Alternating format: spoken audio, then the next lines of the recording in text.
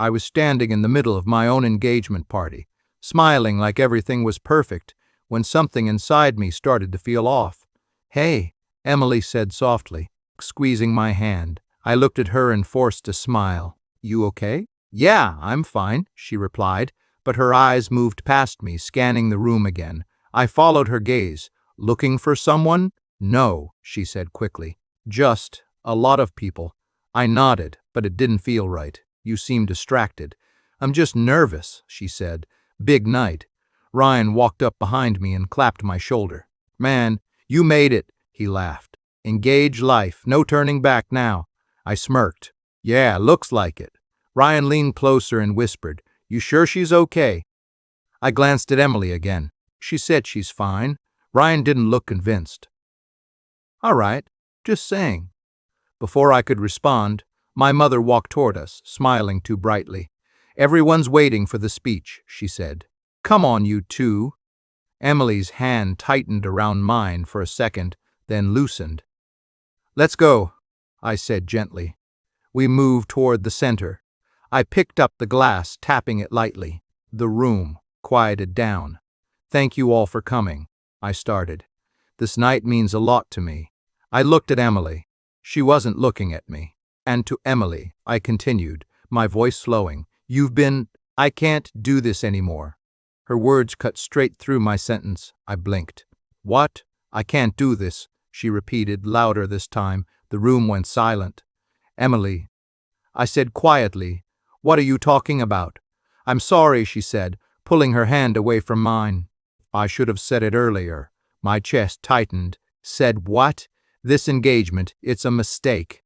I let out a small laugh, unfused. "This isn't funny." "I'm not joking," she said. I looked around. People were staring. My father stood still. My mother looked frozen. "Emily," I said, trying to keep my voice steady, "we can talk about this later." "No," she said firmly. "I need to say it now." "Say what?" I asked, my voice breaking slightly. Before she could answer, I heard footsteps behind me. "Maybe I should." I turned. Daniel, my older brother, walked forward, calm, confident, like he belonged in this moment. "Daniel," I frowned. "What are you doing?" He looked at me, then at Emily. "Ending this properly." My stomach dropped. "Ending what?" Emily stepped away from me. Then she walked toward him. Slowly, deliberately. "No," I whispered. "Emily, stop." She didn't. She reached him and took his hand. The room exploded into whispers. "What is this?" I said, louder now. "Emily, what are you doing?" She looked at me, her expression cold. "I'm choosing the truth." "The truth?"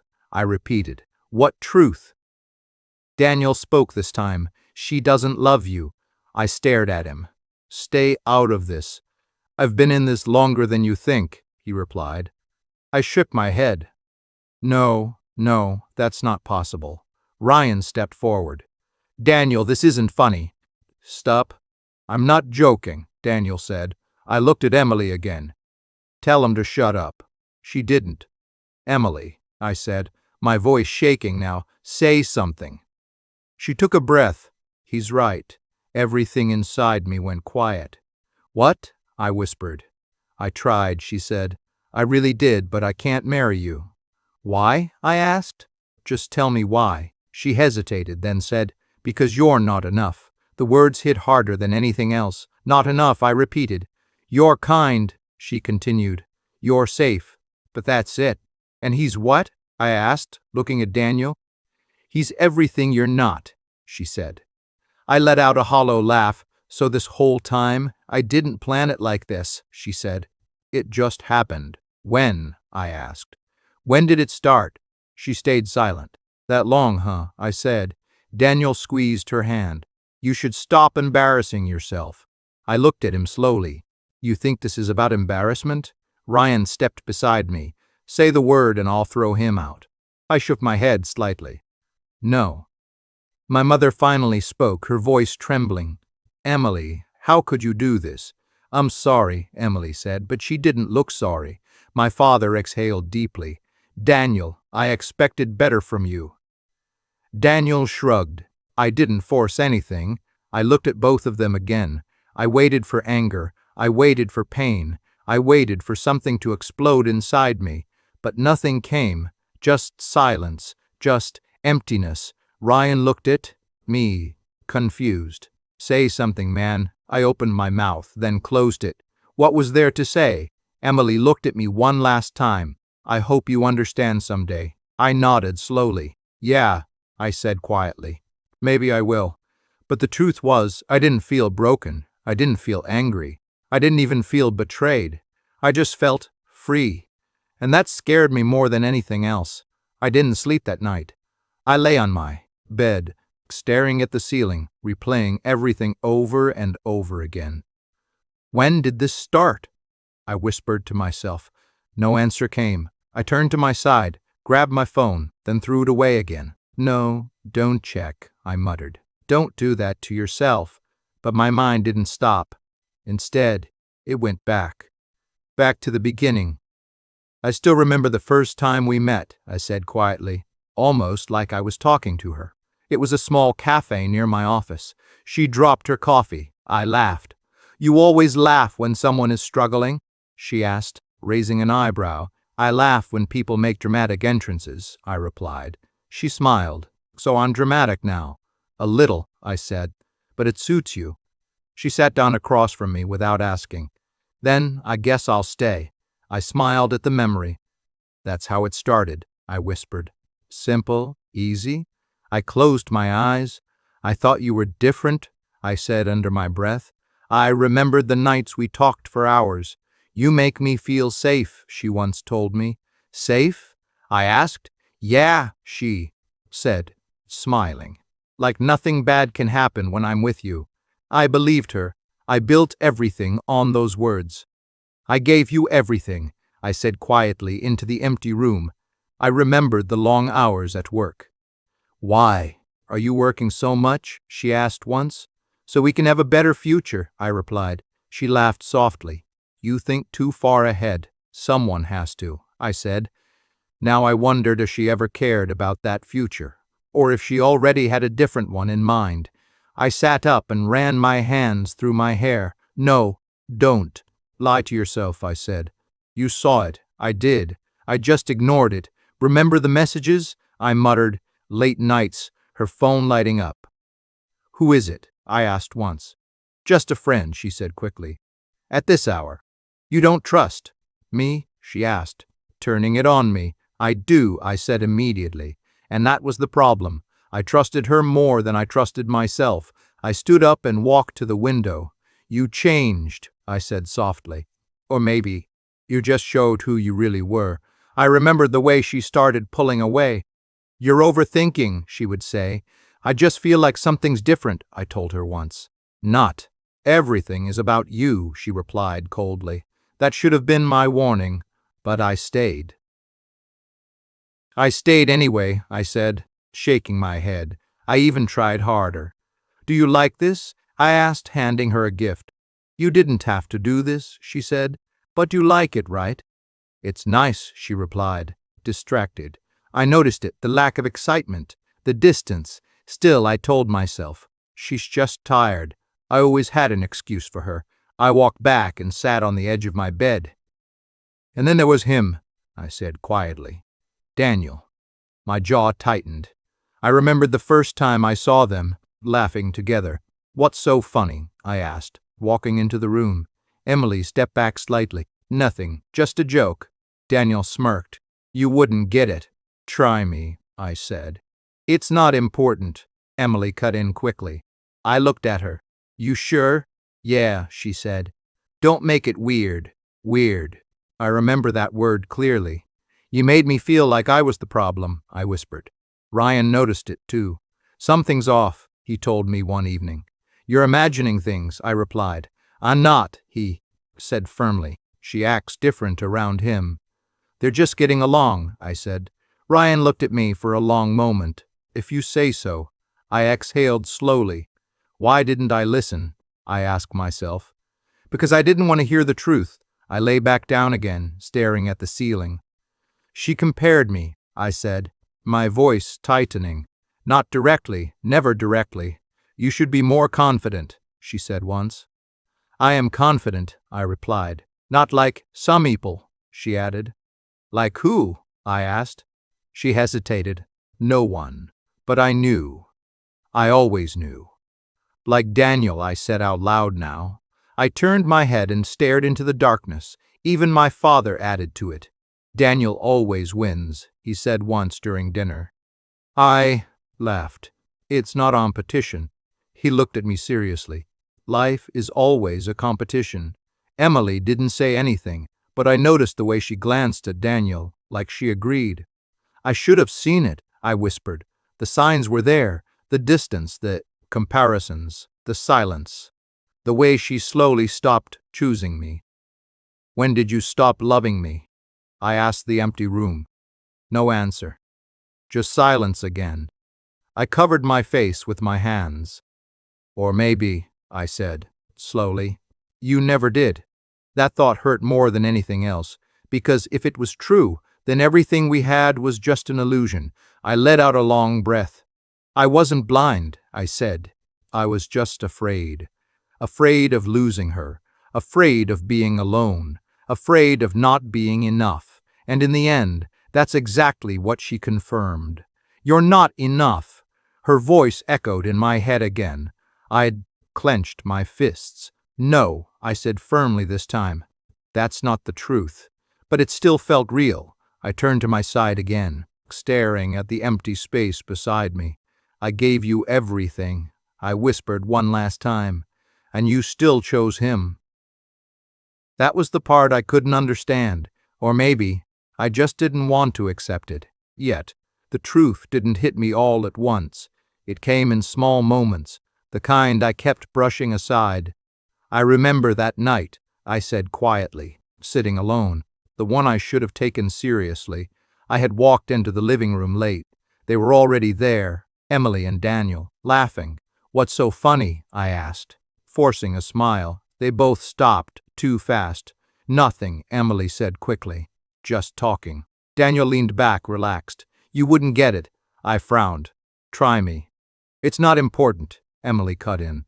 "Why are you making it a big deal?" "I'm not," I said. "I just asked." She crossed her arms. "Then don't ask like that." "Like what?" "Like you're accusing me," she replied. I went quiet. "I'm not accusing you," I said after a second. "I just walked in." Daniel smirked slightly.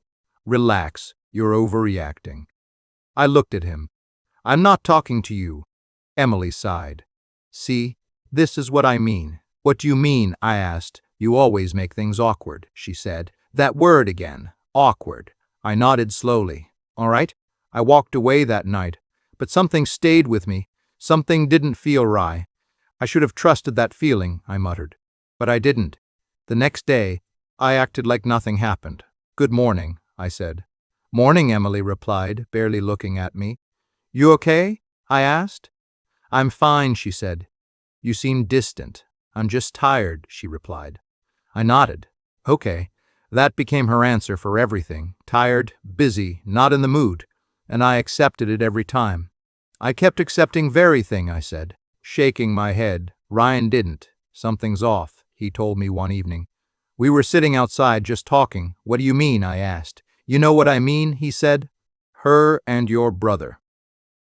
I frowned. "They're just talking." "Too much," he replied. "You're overthinking," I said. He looked at me seriously. "No, you're underthinking." I let out a small laugh. "That's not a thing. It is when you're ignoring obvious signs," he said. "There are no signs," I insisted. Ryan leaned closer. "Then why do you look worried every time you mention her?" I paused. "I don't," I said. "You do," he replied. "You just don't want to admit it." I looked away. "You're wrong." "Am I?" he asked quietly. I didn't answer, because part of me knew he wasn't. I just didn't want to hear it, I admitted. Instead, I tried harder. "Do you want to go out this weekend?" I asked Emily one day. "I'm busy," she replied. "With what?" "Just stuff." "Like what?" I asked. She sighed. "Why do you need details for everything?" "I don't," I said. I just want to spend time with you. We spend time together, she replied. When? I asked. She didn't answer. I forced a smile. All right, maybe next time. There was always a next time. That never came, so I tried something else. Look what I got you, I said, handing her a gift. She glanced at it. You didn't have to. Huh, I wanted to. It's nice, she said, setting it aside. That was it. No excitement, no emotion, just nothing. I kept giving, I said, and you kept pulling away. Even when I knew something was wrong, I blamed myself. Maybe I'm not doing enough, I told Ryan. He looked at me like I was crazy. You're doing too much. That's not possible, I said. It is when the other person stops trying, he replied. She's just stressed, I said. Ryan shook his head. You keep making excuses for her. Because I love her, I snapped. He went quiet for a moment. Then he said softly, Love shouldn't feel like this. I didn't respond, because I didn't know what love was supposed to feel like anymore. I thought trying harder would fix everything, I whispered. So I kept going. Let's plan a trip, I suggested one night. I don't feel like traveling, Emily said. We haven't gone anywhere in months, I replied. I'm just not in the mood, she said. You're never in the mood, I said, before I could stop myself. She looked at me sharply. What's that supposed to mean? It means I miss you, I said. I'm right here, she replied. No, I said quietly. You're not. She didn't answer. That silence said more than anything else. I was losing you, I said, slowly, not all at once, not in one moment, but piece by piece, conversation by conversation, silence by silence. And the worst part, I saw it happening. When did you stop choosing me? I asked one night. She looked at me, confused. What kind of question is that? A real one, I said. You're being dramatic, she replied. Maybe, I said, but at least I'm honest. She rolled her eyes. I can't deal with this right now. Then when? I asked. She walked away. And I let her. I always let you walk away, I said, because I was afraid. Afraid that if I pushed too hard, you'd leave. But the truth was, you are already gone. I just refused to accept it, I whispered. I lay back, staring into nothing. I wasn't losing you suddenly, I said slowly. I was losing you in pieces. And I watched it happen. Without stopping it, without fighting it, without walking away. Because I thought love meant holding on, even when everything was falling apart. But now I knew the truth. I wasn't holding on to you, I said quietly. I was holding on to someone who had already let me go. After the engagement disaster, I didn't go home. I walked for hours trying to make sense of everything.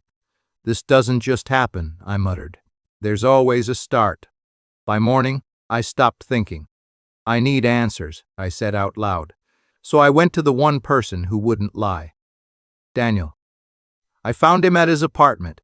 He opened the door, looked at me, and smirked slightly. I was wondering when you'd show up. I stepped inside without asking. How long? He closed the door behind me. Straight to the point. How long? I repeated. He shrugged. Does it matter? That hit harder than I expected. Yes, I said, my voice tightening. It matters to me. He walked past me, completely calm. You're asking the wrong question. Then tell me the right one, I said. He turned and looked at me. Why didn't you see it? I clenched my fists. Answer me. He sighed like I was wasting his time. A few months. A few months, I repeated. Yeah, he said. It wasn't planned. I laughed bitterly. That's supposed to make it better. I didn't say that, he replied. I stepped closer. You're my brother. And, he asked, and you don't see a problem with this? I snapped. He met my eyes without hesitation. She chose me. That's your defense? I asked. It's the truth, he said. I shook my head slowly. You didn't even try to stop it. Why would I? He replied. I don't walk away from something I want. I stared at him. No guilt, no shame, nothing. You really don't care, I said quietly. He didn't answer. That silence was enough. I took a step back. You could have told me. And say what? He asked. That your fiancé likes me more? At least it would have been honest, I said. Have believed me. He was right, and that made it worse. I turned toward the door. Wait, he said. I stopped. You should talk. To her, he added. She owes you more than I do. I let out a dry laugh. That's funny. Then I left. I didn't go far. I knew where she would be when I found Emily. She looked at me like she expected this. We need to talk, I said. I know, she replied calmly. That calmness annoyed me. Was I just a backup? I asked. She sighed, like I was being difficult. Why do you see it like that? Because that's exactly what it feels like, I said. You're being dramatic, she replied. I'm being honest, I said. Answer the question. She crossed her arms. You were safe. I froze for a second. Safe? Yes, she said. You were stable, predictable, and that's a bad thing, I asked. It's not enough, she replied. I stared at her. So what is enough? She didn't hesitate. Daniel. I let out a slow breath. What does he have that I don't? She looked at me directly. Confidence, ambition, presence. I laughed quietly. I have ambition. Not like him, she said. I worked for us, I replied. Everything I did was for our future. I didn't ask you to do that, she said. I blinked. You didn't have to. That's the problem, she replied. You assumed. I shook my head. So, this is my fault now? I didn't say that, she said. You didn't have to, I replied. She looked away for a moment. I didn't plan to hurt you. But you did, I said. She stayed silent. That sentence, I continued, it doesn't fix anything. I know, she said softly. Then why say it? Because it's true, she replied. I laughed again, but there was no humor in it. Everything you're saying is true, I said. That's what makes it worse. She looked at me, confused. I would have preferred a lie, I added. She didn't respond. For a moment, neither of us spoke. Then I asked, Did you ever love me? She hesitated. That hesitation was my answer. I cared about you, she said finally. I nodded slowly. That's not what I asked. I don't know, she admitted. I exhaled. That hurt more than anything else. Wow, I said quietly. I didn't mean for it to go this far, she said. But it did, I replied. Yes, she whispered. I looked at her one last time. You chose him, I said. Yes, she answered. No hesitation, no doubt. I nodded again. All right, I said. I turned and walked away. Later, I heard the whispers. Did you hear what happened? His own brother, poor guy. I heard everything, every word, but none of it hit me the way I expected. Ryan caught up with me. You okay? I looked at him for a second. I don't know. You should be angry, he said. I know, I replied. But you're not? I shook my head. No. What are you feeling then? He asked. I thought about it. Then I answered honestly. Nothing. He frowned. That's not normal. I know, I said. But it was the truth. I didn't feel like a victim. I didn't feel like getting revenge. I didn't even feel like crying. I just felt empty. And that scared me more than anything, because for the first time I stopped asking, why did they do this? And started asking something else, something harder. Why did I allow it? Days turned into weeks, and I stopped keeping track. I stayed inside most of the time. My phone kept ringing. I didn't answer. Just leave it, I muttered, turning it face down. Ryan called again, and again. I ignored every call. I don't feel like talking, I told myself. But the truth was, I didn't know what to say anymore. I walked past the mirror one morning and stopped. I looked at my reflection for a second, then turned away. No, I whispered. Not today. I couldn't even look at myself. Her voice kept coming back. You're not enough. I pressed my hands against my face. Stop. But it didn't stop. It got louder in the silence. I gave you everything, I said to the empty room. No answer, just that same voice again. Not enough. I grabbed my phone again. This is a bad idea, I muttered, but I still unlocked it. My fingers moved without thinking. I opened her profile and instantly regretted it. There she was, smiling, standing next to Daniel. happy, perfect, like nothing ever happened, like I never existed. I stared at the screen. Wow, I said under my breath. I scrolled, more pictures, more smiles, more moments I was never part of. I felt something crack inside me. This didn't affect you at all, did it? I whispered. I kept looking, even though it hurt, even though I knew I should stop. Why are you doing this to yourself? I asked, but I didn't stop. Not until my chest felt tight. Not until my chest felt tight. Not until my hands started shaking. I threw the phone onto the bed. That was a mistake, I said. The biggest one. I sat down slowly, staring at nothing. They look happy, I whispered, and that thought destroyed me, because if they were happy, then what was I? I leaned forward, resting my elbows on my knees. I meant nothing, I said quietly. That idea stayed in my head, growing, spreading, until it felt real. I stopped eating properly, stopped sleeping, stopped caring.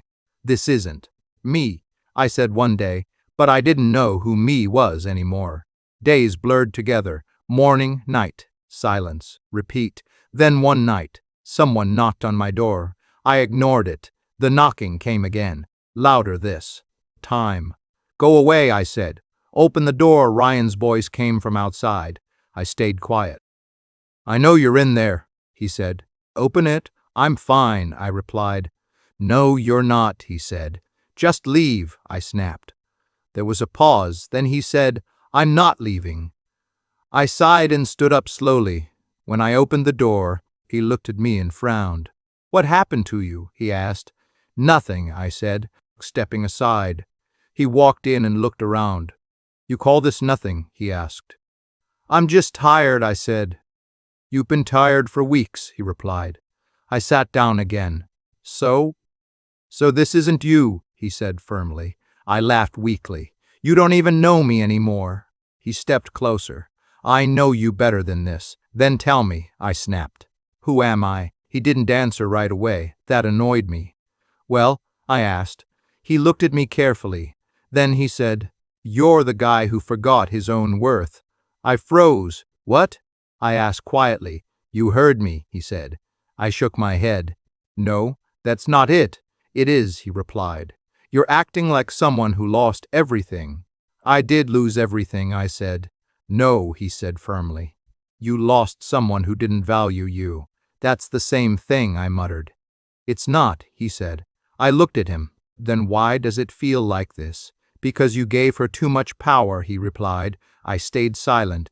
You made her your whole world, he continued. So what? I said. That's what love is. No, he said.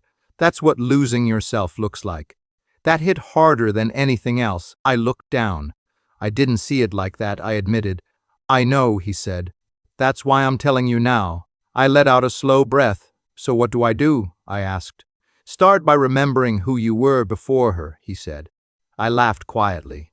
I don't even remember that guy. Then find him again, he replied. I didn't respond, because for the first time I realized something. I'm not just heartbroken, I said slowly. Ryan stayed quiet. I'm lost, I added. He nodded. Exactly. I leaned back, staring at the ceiling. Lost. That word felt right, too right, because I wasn't just missing her. I was missing myself, and I didn't know how to fix that. Where do I even start? I asked. Ryan looked at me and said, Start with one small step. I closed my eyes. One step, I repeated. It didn't sound like much. But right now, it felt like everything. I stood in front of the mirror for the first time in weeks. I looked at myself and frowned. What happened to you? My reflection didn't answer. I stepped closer. When did you start looking like this? Still nothing. I let out a slow breath. No more running. That moment felt different. Quiet, but clear. I picked up my phone and opened my gallery. Her face appeared instantly. I stared at it. This ends now, I said. Delete. Another. Photo. Delete. Another memory. Delete. My hand paused for a second. Do it, I whispered. Delete. I closed the app and went straight to my contacts. Her name was still there. I stared at it for a moment. Goodbye, Emily, I said softly. Block. I sat there for a few seconds staring at the screen. That's it, I said. No going back. It didn't feel dramatic. No tears, no anger. Just quiet. But that quiet felt powerful. I stood up and stretched slightly. What now? I asked myself. No answer. So I made one. Start small, I said. The next morning, I forced myself out of bed. Get up, I muttered. No excuses. I went outside and started running. It felt horrible. My legs hurt, my breathing was uneven. Why am I doing this? I asked between breaths. Because you need to, I answered myself. I kept going, step by step, day by day. It didn't get easier right away, but I didn't stop. I started eating properly again. This is better, I said, looking at a real meal instead of junk. I still felt the pain. It didn't disappear. You're still there, I whispered one night, but it didn't control me the same way. That was new. I went back to work, after avoiding it for too long. As soon as I walked in, Sophie looked up from her desk. She tilted her head slightly. You look different. I paused. Different how? She studied me for a second. Calmer. I nodded. Maybe, she smiled lightly. It suits you. Thanks, I said. She didn't ask questions. I appreciated that. Later, she walked over again. You okay? I looked at her. I'm getting there. That's good, she said. Take your time. I nodded. I am. For the first time in weeks, I meant it. I sat at my desk and focused on my work. Just do what's in front of you, I told myself. No overthinking, no distractions, just focus. Hours passed without me checking my phone. That felt strange, but also good.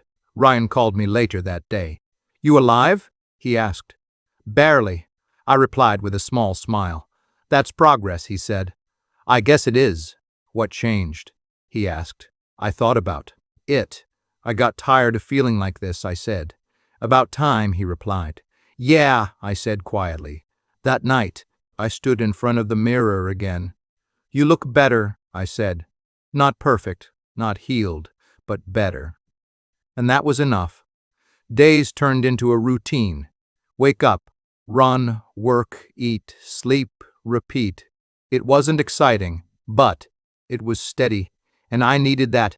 Sophie noticed again a few days later. You're more focused, she said. I'm trying, I replied. It shows, she said. I gave a small nod. Thanks, she smiled. Whatever you're doing, keep doing it. I will, I said, because for the first time I wasn't doing it for anyone else, not for Emily, not to prove anything to Daniel, not even to silence the past. I'm doing this for me, I said, quietly. That realization felt different, stronger. The pain was still there. Sometimes it hit out of nowhere. A memory, a thought, a voice. You're not enough. I paused when that voice came back. Then I shook my head. No, I said firmly. That's not true. It didn't disappear completely, but it got quieter. And I got stronger, slowly, step by step. I'm not there yet, I admitted to myself one night. But I'm not where I was either. And that mattered, because for the first time I wasn't trying to fix the past. I wasn't trying to understand her. I wasn't trying to win anything. I'm just trying to build, I said. And that felt right. Not easy, not perfect, but real. I looked at myself one last time before going to bed. You chose this, I said, not her, not them, Mimi. And for the first time in a long while, that choice felt enough. Months passed, and my life didn't look the same anymore. I stood in my office, staring at the email on my screen. Congratulations, Sophie said, leaning against my desk. You earned it. I looked at her. Promotion confirmed? She smiled. You didn't see the subject line. I saw it, I said. Just making sure it's real. It's real, she replied. Senior position, bigger responsibilities. I exhaled slowly. I didn't expect this so soon. You've been working like crazy, she said. What did you think would happen? I gave a small shrug. I wasn't thinking about rewards. That's why you got one, she said. I nodded. Maybe. She studied me for a second. You've changed. I hear that a lot, I replied. In a good way, she added. I hope so, I said. You're calmer, she said. More focused. I just stopped wasting energy, I replied. She smiled slightly. That's one way to put it. I leaned back in my chair. Feels different. How? She asked. I don't wake up thinking about the past anymore, I said. I just start my day. That's progress, she said. It is, I admitted. Later that evening, I met Ryan. He looked at me and grinned. Look at you, promotion guy. Relax, I said. It's just a job. Not just a job, he replied. It's proof. Proof of what? I asked. That you didn't fall apart, he said. I smirked slightly. I almost did, but you didn't, he said. That's what matters. I nodded. Yeah, he leaned forward. So, how do you feel? I thought about it. Stable. That's boring, he said. It's peaceful, I replied. He laughed. Fair enough. We sat in silence for a moment. Then he said, You heard anything about them? I looked at him. Not really. He raised an eyebrow. You don't check anymore? No, I said. I stopped. Good, he said, because it's messy. What do you mean? I asked. He hesitated. Arguments, money problems, constant fights. I stayed quiet. You okay hearing that? He asked. I nodded slowly. Yeah. No reaction? He asked. I shook my head. Not really. That's new, he said. I guess it is, I replied. I leaned back. I don't feel anything about it. Not even a little satisfaction, he asked. I thought for a moment. No, I said. Just distance. He studied me. That's healthy. I think so, I replied. That night, I went home and sat quietly. No anger, I said to myself. No revenge. Just silence and peace. A few days later, I had dinner with my parents. My father looked at me differently, not critically, not comparing, just observing. You've grown, he said finally. I paused. What makes you say that? You carry yourself differently, he replied. More confidence. I nodded slightly. I worked on it. He leaned back. It shows. That meant more than I expected. Thank you, I said. He gave a small nod. That was enough. My mother smiled softly. I'm proud of you. I looked at her. I'm trying. You're doing more than trying, she said. I didn't respond, because for once I believed it. The next day at work, Sophie walked beside me. You've been quiet today, she said. Just thinking, I replied.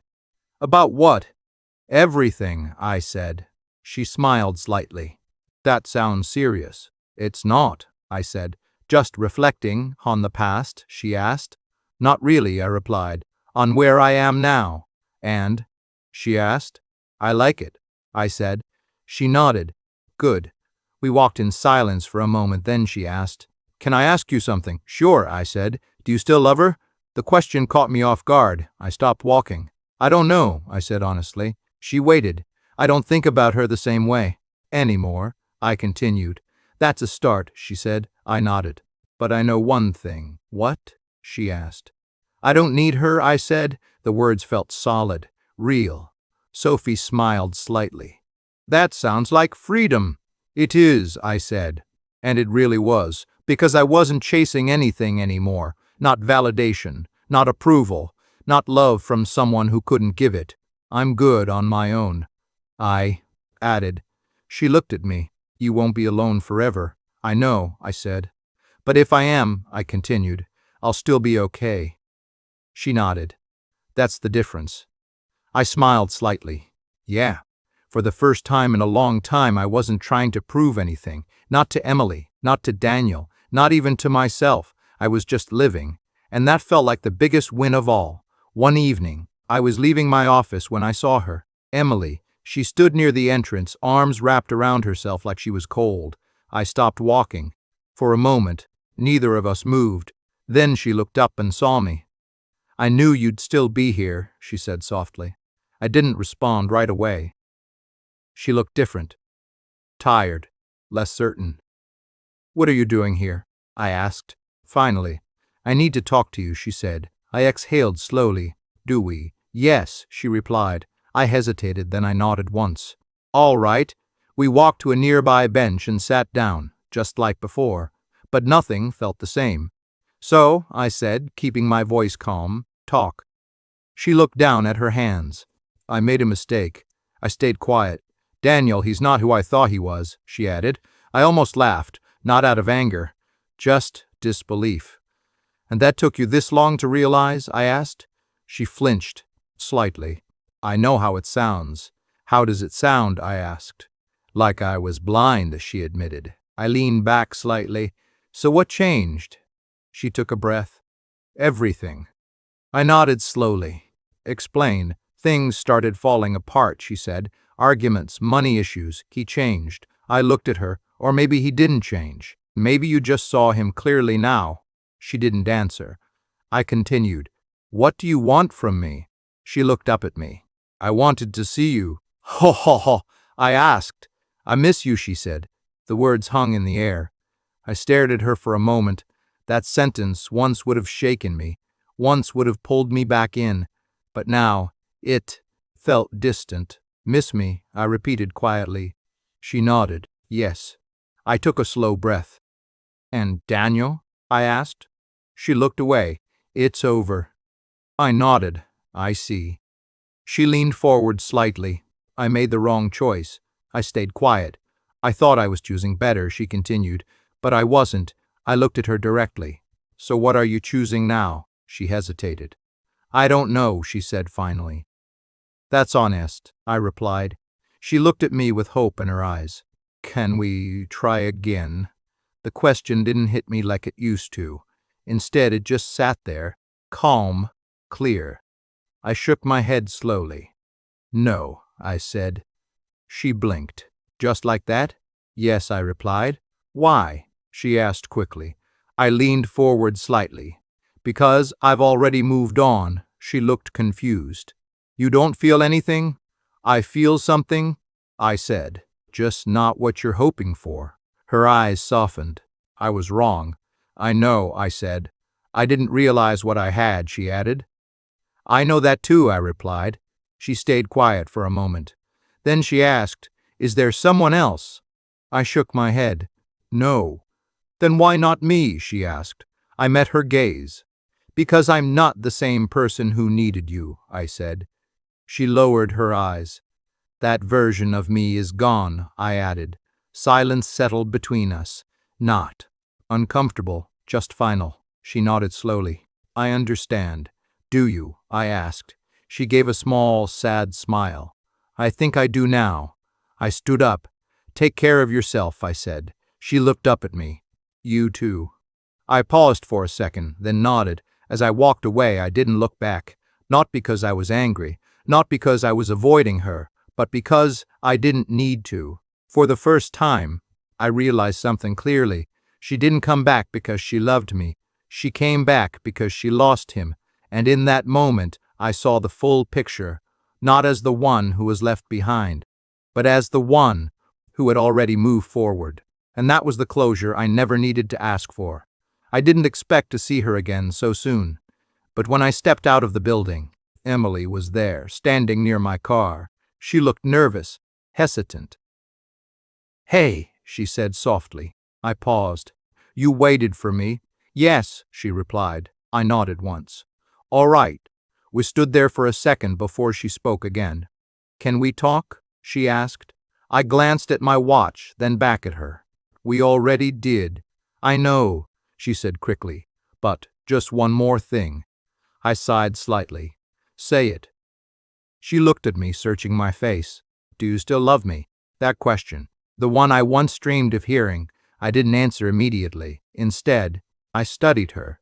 Not the version I had in my memories, not the version I held onto for years, but the person standing in front of me now. I see you differently now, I said quietly. She frowned slightly. What does that mean? It means I'm not looking at you the same way anymore, I replied. She took a small step closer. But do you still love me? I took a breath. I loved you, I said calmly. Her eyes widened slightly. "But I don't need you anymore," I finished. The words came out steady. No anger, no hesitation. Just truth. She froze. For a moment, she didn't speak. Then her voice broke. "So that's it?" I nodded. "That's it." Tears filled her eyes. "After everything?" I looked at her, my tone unchanged. "After everything." She shook her head slightly. "I made a mistake." "I know," I said. "I didn't realize what I had," she added. "I know that too," I replied. She wiped her tears, but more kept coming. "I thought I was making the right choice," she said.